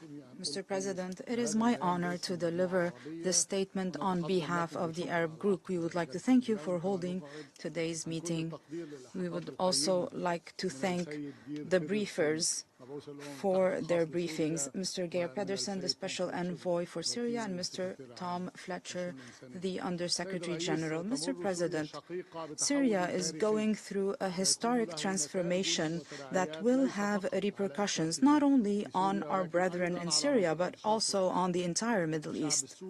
The Syrian people has suffered for over 13 years from a humanitarian tragedy that they did not deserve. This tragedy has led to infighting, to acts of violence, to occupation and attempts to divide their territory, to internal and external displacement, to the spread of terrorist groups, and to economic repercussions that drove the majority of Syrians below the poverty line. Today, the Syrian people is is facing a grave challenge related to a political process and a transitional period that should not be taken lightly. We must all make sure that this process is safe and is running smoothly and properly with the full support to the Syrian people. Mr. President, the Arab Group reaffirms the support of Arab countries to the Syrian people to make sure that the current era is a starting point for a bright future. We would like to reaffirm the following points in our firm position vis-à-vis this crisis. 1. The Arab Group reaffirms that Arab countries never abandoned Syria during its past plight. Our current support did not happen on the spur of the moment. It reflects honest intentions toward the Syrian people. Arab countries made great efforts in the past through many frameworks, including the Arab Liaison Committee, to advance the political reform process in Syria, to bridge differences between stakeholders, to urge the former regime to respond to the request for change, to put an end to the infighting, to stop the bloodshed, and to protect Syria and its unity. Arab countries also contributed to providing humanitarian support to the Syrian people over the past years, especially during the 2023 earthquake crisis. We also hosted our Syrian brethren and welcomed them in their second homes. We reaffirm that Arab countries continue to strongly support the current political process in its right path, for it is our obligation and it is the right of the Syrian people. You are part of our region. You are our Syrian brothers and sisters. 2. The Arab Group reaffirms the sovereignty, territorial integrity, unity and independence of Syria. We condemn the ongoing Israeli occupation of the Syrian Golan, occupied since 1967. We condemn Israel's opportunistic exploitation of the current situation to occupy further Syrian territory, to bomb cities, facilities and infrastructure. This is a blatant violation of international law and UN Charter. It is a violation of the disengagement agreement of 1974. We call on the Security Council to intervene to maintain security and peace, to put an end to the Israeli act of aggression, to put an end to the Israeli occupation. We also call for the end of the illegal presence of all foreign forces in Syria. 3.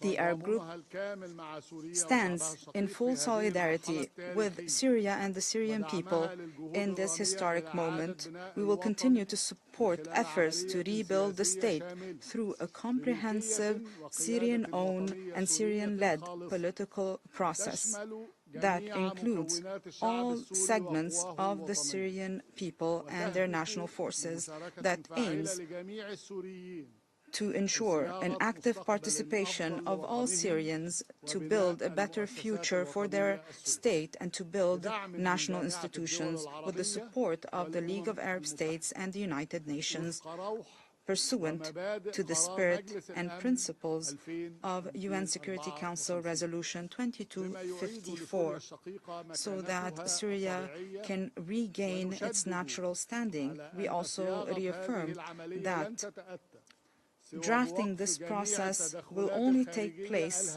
when there is an end to the destructive external interventions, and all national parties in Syria must give precedence to the interests of the Syrian people above all other consideration, to guarantee the security, unity and sovereignty of Syria, to put an end to terrorism and to maintain the rights of the Syrian people without exception.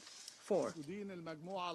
The Arab Group condemns the activities of terrorist groups that seek to exploit the current void.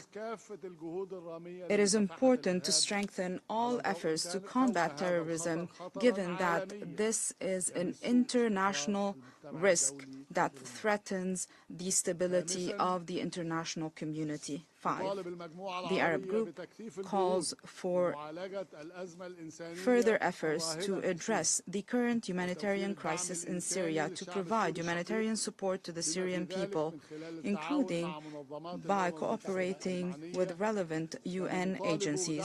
We also call for supporting reconstruction and for providing the necessary political, living and humanitarian conditions to start a voluntary, safe and dignified return for Syrian refugees and IDPs, and provide all necessary support in cooperation with relevant UN agencies. And we call for providing further resources to UN mechanisms, including the Syrian Humanitarian Response Plan that is still underfunded. In conclusion, Mr. President, the Arab Group reaffirms its position vis-à-vis supporting Syria and not abandoning Syria. The security of Syria is a main cornerstone of our Arab national security, and we will maintain and protect the security of Syria as we maintain and protect the security of our countries. We will continue to stand with the Syrian people until they achieve their aspirations to a stable and prosperous country as soon as possible. Thank you, Mr. President. I thank the representative of Egypt, and I now give the floor to the representative of Iran. In the name of God, the compassionate, the merciful, Mr. President, I extend my heartfelt congratulations to Algeria on assuming the presidency of Security Council this month. I also warmly congratulate the newly elected council members, Denmark, Greece, Pakistan, Panama, and Somalia on their election. Additionally, I'll take this opportunity to express my appreciation to the outgoing elected members, Ecuador, Japan, Malta, Mozambique, and Switzerland for their dedicated and commendable efforts during their 2 years, tenure on the Council. We thank Mr. Peterson, the Special Envoy, and Mr. Fletcher, the Under Secretary, for their insightful briefing. Mr. President, on the ongoing situation in Syria, I wish to make the following points.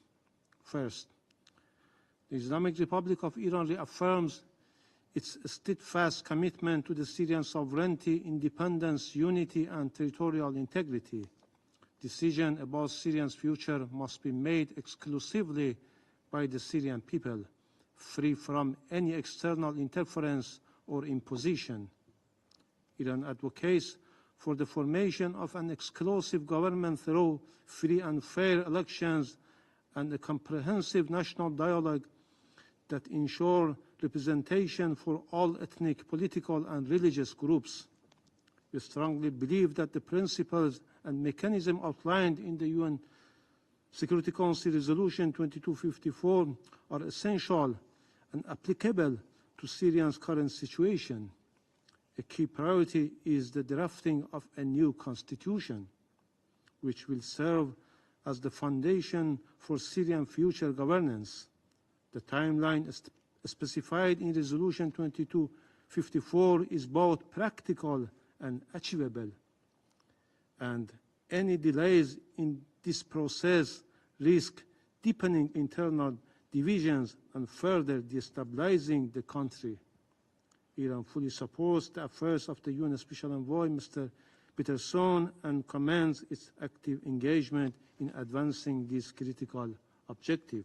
Second, Iran's presence in Syria has been legal, aligned with international law, and carried out at the request of the former Syrian government. Iran participated in an advisory capacity to combat terrorism, aiming to prevent insecurity from spreading throughout the region. Similarly, Iran's withdrawal from Syria has been conducted in a responsible manner, with careful consideration of potential impact of the Syrian people.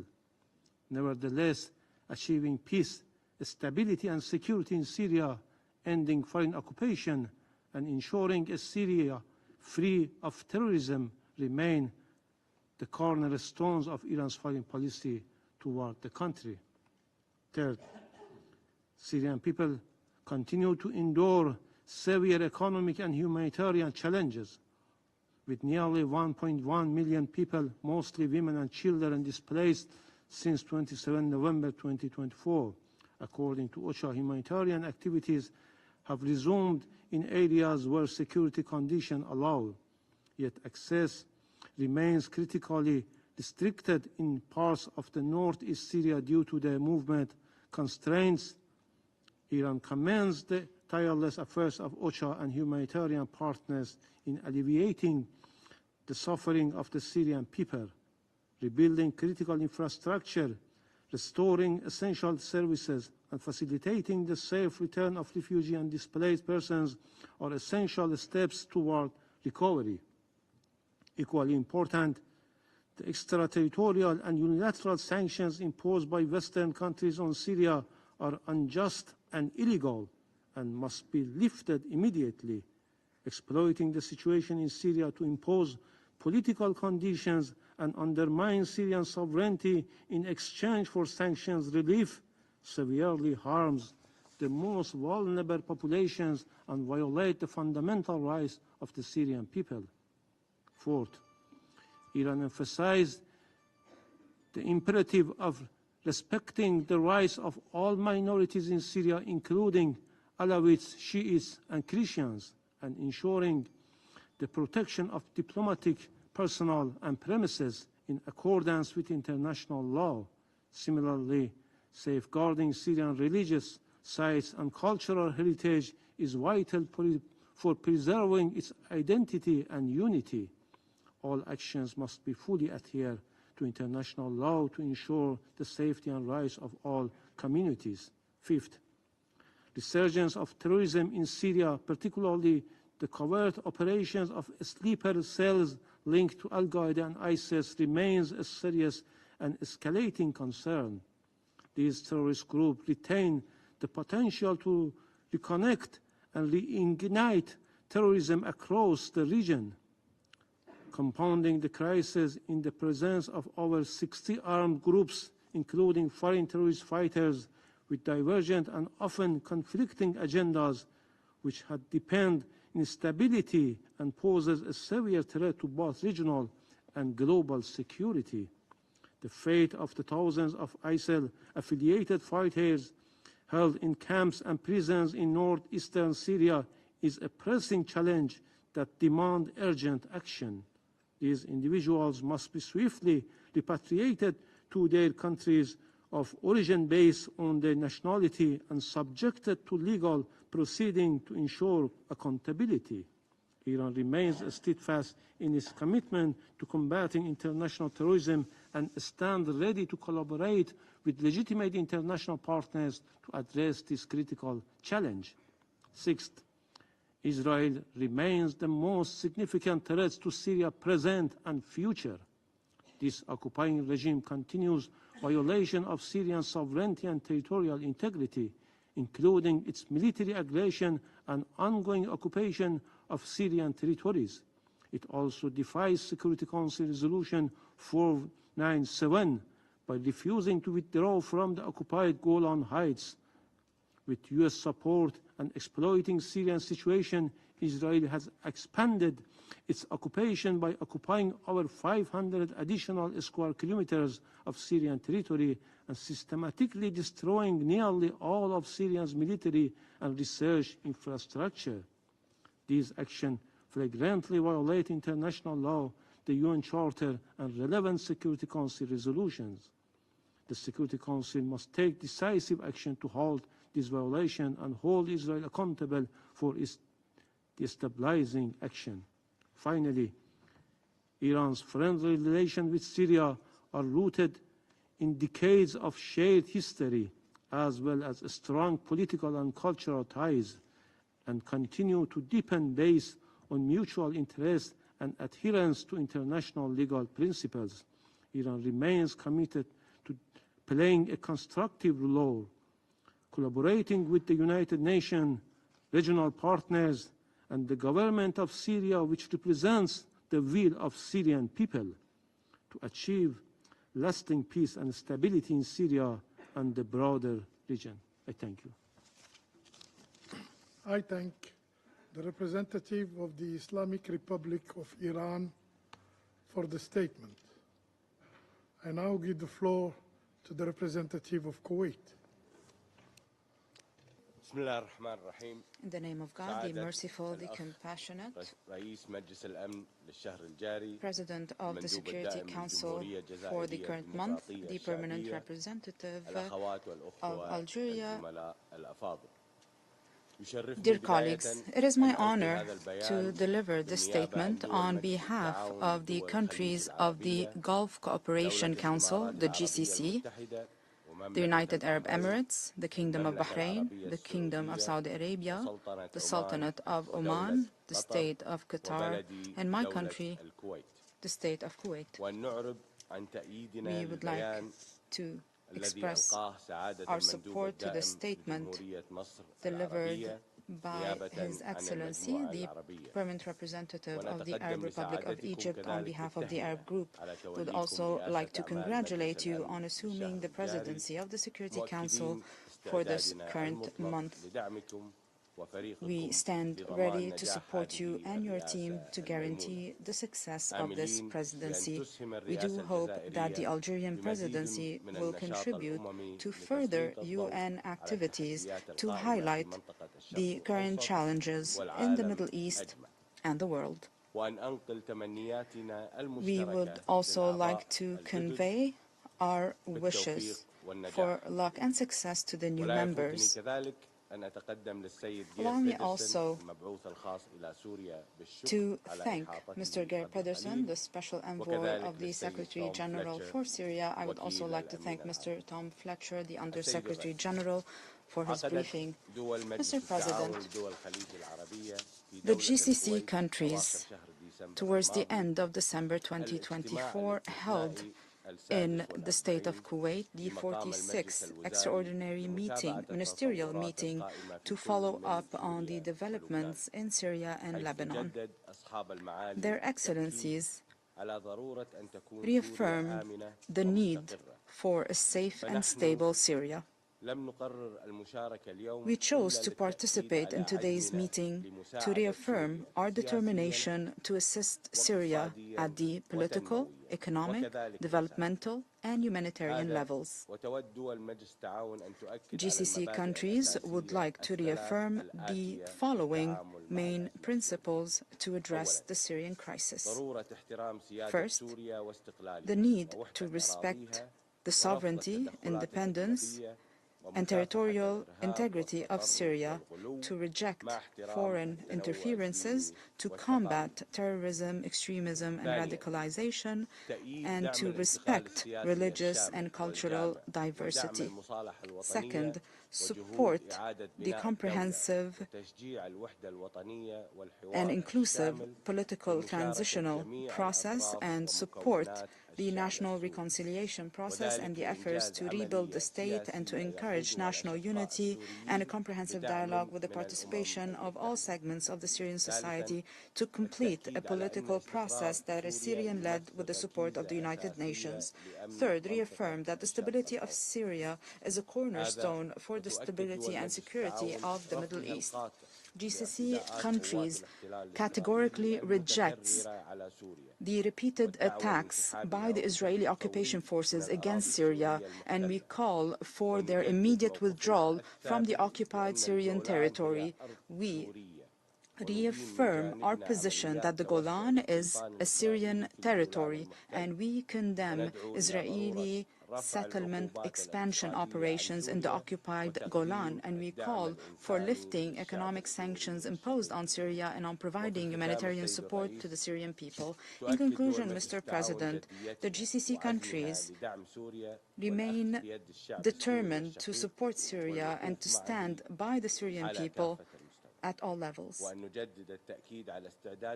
We stand ready to support you, Mr. President, and your team to facilitate the work of the Security Council during this month and to contribute to maintaining international peace and security. God bless. Thank you, Mr. President. I thank the representative of Kuwait for his statement, and I give the floor to the representative of Turkey. Thank you, Mr. President. I would also like to thank the United Nations Special Envoy, Mr. Pedersen, and the Under Secretary General for Humanitarian Affairs and Emergency Relief Coordinator, Mr. Fletcher, for their briefings. And I express my wish to work with them closely in the future. Mr. President, while the end of the Assad regime brings hope for the Syrian people and the region, the challenges ahead remain immense. Years of unimaginable suffering and widespread destruction have left Syria in ruins. The material devastation, the regime's grave human rights violations, and the severity of the humanitarian crisis are evident. We must ensure accountability for the human rights violations and the uses of chemical weapons by the Assad regime. Turkey continues to support the Organization of Prohibition of Chemical Weapons efforts to investigate and hold accountable those responsible for these chemical attacks. In light of the dramatically changed dynamics in Syria, it is imperative that we adapt our approaches to meet the pressing needs of the Syrian people. International community must adopt a constructive approach and facilitate a smooth transition in Syria. It is now time to address the Syrian people's urgent expectations for international support in rebuilding their country. Last month underscored that a wait-and-see approach is no longer viable. Swift and concrete actions are needed across multiple areas to restore normalcy to the Syrians' daily lives. Beyond humanitarian aid, there is an urgent need to build capacity for the public services and critical infrastructure.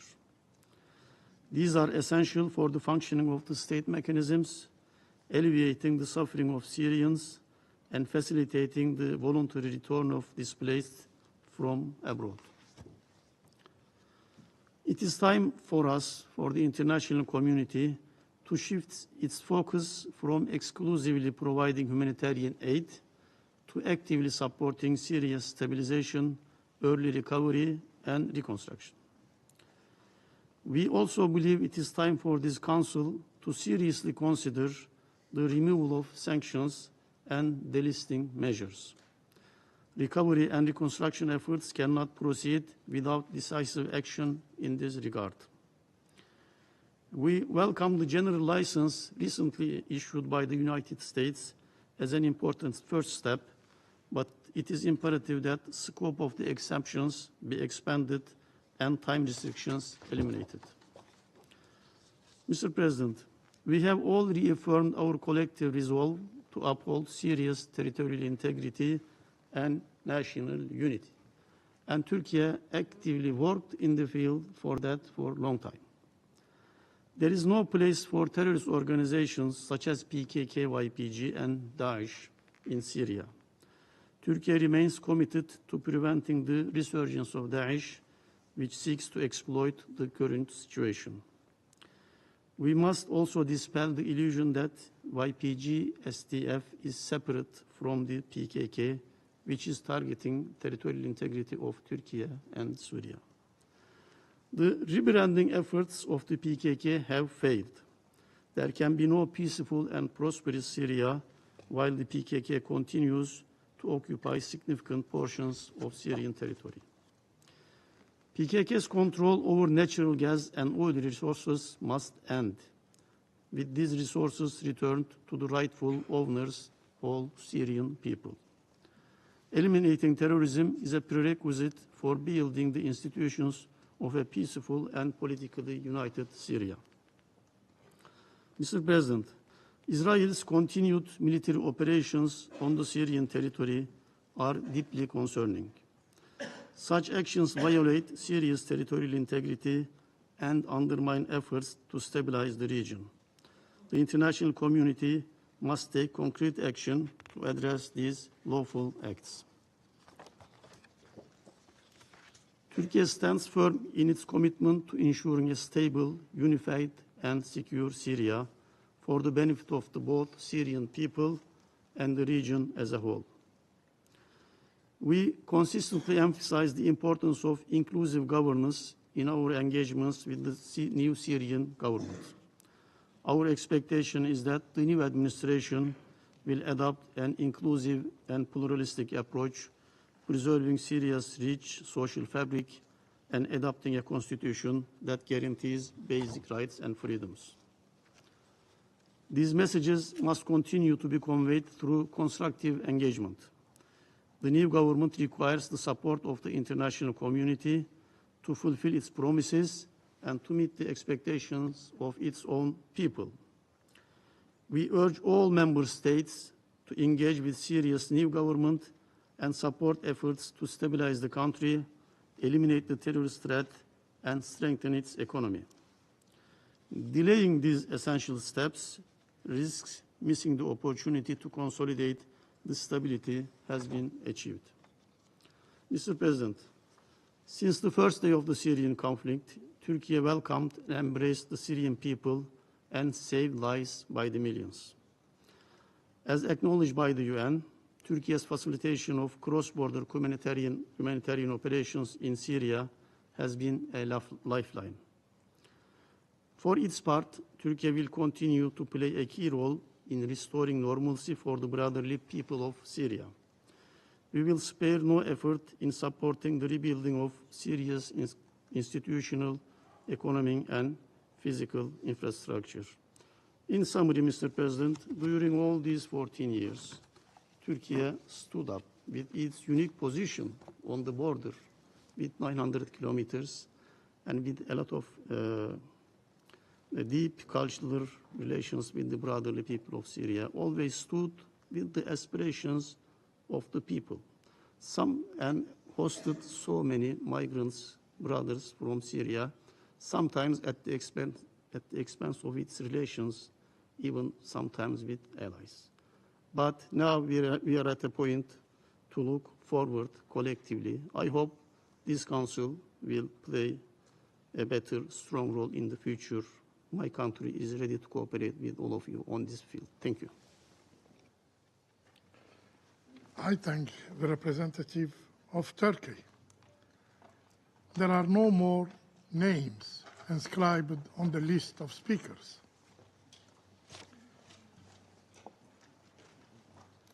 I now invite Council members to informal consultations to continue our discussion on the subject.